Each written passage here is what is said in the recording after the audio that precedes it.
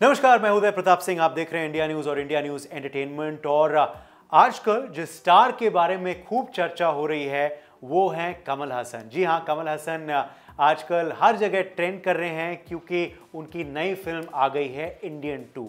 हालांकि इस बार mix reviews रहे हैं फिल्म के लिए, मगर बॉक्स ऑफिस पे पहला दिन बहुत अच्छा रहा इंडियन 2 के लिए। देखना होगा आने वाले दिनों पे कैसे कलेक्शंस फिल्म कर पाएगी। मगर एक चीज़ जाहिर है कि कमल हसन के खूब फैंस हैं। जी हाँ, उनके फैंस इतने खुश हैं ये फिल्म को लेकर, और डाई हार्ड फैंस हैं उनके जो हिंदुस्तानी 1, इंडियन 1 को देखने के बाद बेसब्री से सीक्वल का इंतज़ार कर रहे थे। हाल ही में हमने देखा कमल हसन का बहुत बड़ा रोल नहीं था कल की फिल्म में, मगर उन्होंने अमिताभ बच्चन और प्रभास को टक्कर दिया और लोगों को बहुत ज़्यादा पसंद आई उनकी भी परफॉर्मेंस कल्कि में, और उनको भी काफ़ी श्रेय मिल रहा है कल्कि के भी बहुत शानदार बॉक्स ऑफिस कलेक्शंस के लिए। मगर क्योंकि कमल हसन ट्रेंड कर रहे हैं, हम आपको आज बताएंगे कुछ ऐसी बातें जो आपको नहीं पता है कमल हसन और कमल हसन के फिल्मों के बारे में। ये तो आपको पता है कि कल्कि चल गई, ये भी आपको पता है कि इंडियन 2 रिलीज हो गई, मगर कमल हसन के इतिहास के बारे में क्या आपको नहीं पता वो हम आपको आज बताएंगे। पहले मैं आपको बताता हूँ फिल्म एक दूजे के लिए के बारे में। 1981 में यह फिल्म रिलीज हुई थी और बहुत लोग मानते हैं कि कमल हसन अगर नॉर्थ इंडिया के भी स्टार बने, पैन इंडिया स्टार बने, तो उसका श्रेय ये फिल्म को जाता है। ये फिल्म में जो अदाकारा कमल हसन ने की, उसके बाद लोग पूरे इंडिया के लोग उनसे कनेक्ट कर पाए और लोगों को बहुत पसंद आई ये फिल्म और कमल हसन की परफॉर्मेंस हिंदी भाषा में भी। मगर क्या आपको ये पता है कि ऑलमोस्ट एक दूजे के लिए बनी ही नहीं, एक दूजे के लिए पहले ही शुरुआत में ही डिजास्टर घोषित कर दी गई। जी हाँ, उसकी कहानी हम आपको आज बताएंगे। तो मैं आपको बताना चाहता हूं कि एक दूजे के लिए जब प्रोड्यूसर ये फिल्म लेकर आए बंबई में, इसकी डिस्ट्रीब्यूशन वो बंबई में करना चाह रहे थे क्योंकि उससे पहले जैसे मैंने आपको बताया कि कमल हसन एक साउथ के स्टार थे, मगर नॉर्थ में उनकी इतनी फैन फॉलोइंग, इतनी पकड़ नहीं थी। जब निर्माता एलवी प्रसाद जो एक जाने माने हस्ती थे वो बंबई गए, तो बंबई में बहुत से डिस्ट्रीब्यूटर्स ने मना कर दिया, कहा कि ये फिल्म हम नहीं डिस्ट्रीब्यूट करेंगे, ये फिल्म एक डिजास्टर्स फिल्म रहने वाली है। बहुत से एनालिस्ट ने भी कहा ये फिल्म नहीं चलेगी और ये फिल्म डिजास्टर साबित होगी। एलवी प्रसाद शॉक हो गए। एलवी प्रसाद ने बिल्कुल एक्सपेक्ट नहीं किया था। उनको लगा कि फिल्म एक्सेप्ट करेंगे लोग और फिल्म चाहेंगे कि कमल हसन की फिल्म ज़्यादा से ज़्यादा डिस्ट्रीब्यूट हो, मगर फिर भी प्रसाद ने कहा, उनका जो भरोसा था इस फिल्म में वो नहीं डगमगाया और उनको लगा कि क्या कहते हैं, एक ट्रेजेडी जो है, ऐसी कहानी जो है वो चलेगी।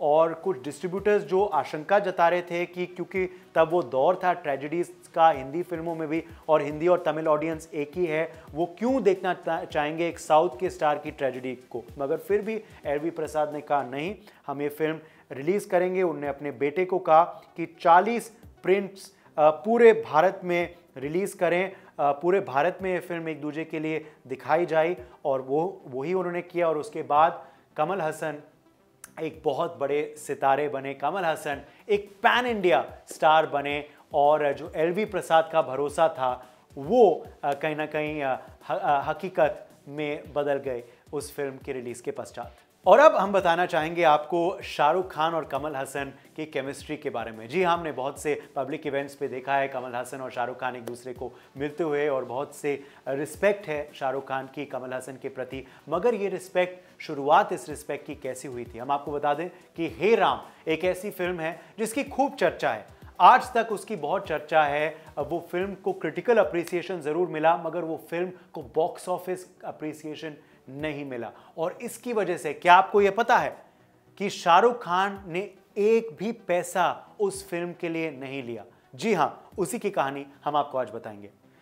तो मैं बताना चाहता हूं आपको कि हे राम जो है वो फिल्म ज़रूर 2000 में रिलीज़ हुई थी, और वो क्या कहते हैं, चली ज़रूर, और क्रिटिकल अप्रिसिएशन ज़रूर उसको मिला, मगर क्योंकि बॉक्स ऑफिस में वो फिल्म चल नहीं पाई, वो फिल्म फ्लॉप हो गई। और कमल हसन ने कहा भी कि मैंने वो फिल्म को काफ़ी बदला भी, क्योंकि मुझे लगा कि नथुराम गोडसे से लोग कनेक्ट नहीं कर पाएंगे, तो मैंने वो काफ़ी फिल्म वो बदली भी थी शूटिंग के दौरान, मगर फिर भी वो फिल्म चल नहीं पाई, फिर भी वो फिल्म कनेक्ट नहीं कर पाई ऑडियंसेस के संग। हालांकि क्रिटिक्स को पसंद आई और वो फ्लॉप हो गई। और कमल हसन ये भी उन्होंने बताया कि शाहरुख खान ने एक भी पैसा नहीं लिया उस फिल्म के लिए। जी हाँ, ऐसा लेखक और एनालिस्ट भी बताते हैं कि शाहरुख खान इतने इम्प्रेस हो गए थे उस फिल्म से, उस फिल्म के विजन से, और उनका जो किरदार था अमजद वो उनको इतना पसंद आया और उनको ये बात इतनी सही लगी कि कमल हसन के संग वो काम करेंगे, कमल हसन के संग वो स्क्रीन शेयर करेंगे, कमल हसन के साथ वो सेट्स पर रहेंगे, वक्त गुजारेंगे, कि इस पूरे एक्सपीरियंस, इस पूरे अनुभव से इतना खुश हो गए बादशाह खान कि उन्होंने एक भी पैसा नहीं लिया कमल हसन से, प्रोडक्शन से, क्योंकि उनको भी एहसास हुआ था बाद में कि फिल्म चली नहीं। बट वो पूरे अनुभव से इतना खुश थे कि उन्होंने कहा मैं पैसे नहीं लेना चाहता हूं, मैं बस ये अनुभव अपने जेब में रखूंगा और खुश रहूंगा। तो ये थी कहानी। आप सोचिए, इतने बड़े मेगा स्टार शाहरुख खान ने एक भी पैसा नहीं लिया उनके रोल अमजद के लिए फिल्म हेरा में, सिर्फ और सिर्फ कमल हसन की वजह से। अब हम बात करते हैं पुष्पक फिल्म के बारे में। जी हाँ, पुष्पक एक साइलेंट फिल्म है। पुष्पक भी एक बहुत ऐसी पसंदीदा फिल्म है कमल हसन की। मगर क्या आपको एक चीज़ पता है इस फिल्म के बारे में? इस फिल्म का सेंसर सर्टिफिकेट मल्टीपल टाइम्स दिया गया। जी हाँ, हम आम बात तो ये सुनते हैं, आम चर्चा होती है कि एक फिल्म को एक ही सेंसर सर्टिफिकेट मिलता है, मगर फिल्म पुष्पक को बहुत से सर्टिफिकेट्स मिले। इसी की कहानी हम आपको आज बताएंगे। जी हाँ, फिल्म पुष्पक जो है वो 1987 में रिलीज़ हुई थी और कहीं ना कहीं चार्ली चैपलिन के लेगेसी से कमल हसन जो थे वो प्रेरित हुए थे, वो इंस्पायर हुए थे। चार्ली चैपलिन के लेगेसी और चार्ली चैपलिन का स्टाइल अपनाकर कमल हसन की फिल्म पुष्पक आई थी। पुष्पक एक साइलेंट फिल्म थी, पुष्पक एक अनोखी फिल्म थी, पुष्पक एक टॉकी फिल्म थी, क्योंकि 1987 में आई थी। टॉकीज़ का ज़माना तो पहले था, मगर अब गुजर गया था 80s में, मगर फिर भी पुष्पक बनी, फिर भी पुष्पक चली, फिर भी पुष्पक लोगों को पसंद आई। मगर क्या आपको ये बात पता है कि रिलीज स्ट्रैटेजी जो है वो काफ़ी कॉम्प्लेक्स था, क्योंकि फिल्म एक साइलेंट फिल्म थी। तो मेकर्स ने क्या सोचा कि फिल्म को पूरे भारत में रिलीज करते हैं। अब पूरे भारत में क्योंकि फिल्म को रिलीज किया गया है और अनेक भाषाओं में रिलीज किया गया, अनेक राज्यों में रिलीज किया गया, इस वजह से एक रूल था उस समय का कि अगर टॉकी अलग भाषाओं में रिलीज होगा तो उसके अलग सर्टिफिकेट्स लिए जाएं। जी हाँ, तो इस वजह से सेंसर बोर्ड ने एक ही साल में फिल्म पुष्पक को बहुत दफा सर्टिफाई किया और अनेकों बार टाइटल्स बदले गए इस फिल्म के और नए सेंसर सर्टिफिकेट्स जारी किए गए में उन सारे भाषाओं में जिन भाषाओं में फिल्म रिलीज की गई। तो इंटरेस्टिंग ये बात है कि एक देश और साइलेंट फिल्म, तो लोगों को लगेगा एक ही भाषा की फिल्म होगी, मगर फिर भी क्योंकि अलग अलग ऑडियंसेस के लिए फिल्म गई और अलग भाषाओं में फिल्म गई, इस वजह से इस फिल्म को मल्टीपल टाइम्स बहुत दफ़ा सेंसर किया गया और टाइटल्स बदले गए और इस फिल्म को अनेकों बार सेंसर सर्टिफिकेट दिया गया। तो प्रॉबेबली आई डोंट नो उसके बाद अगर ऐसी फिल्म आई है या नहीं जिनको इतने सेंसर सर्टिफिकेट्स मिले हैं, मगर ये पुष्पक का एक और अनोखा एक ट्रिविया है जिसके बारे में हमने आपको आज अवगत कराया। और आखिरी कहानी हम आपको बताएंगे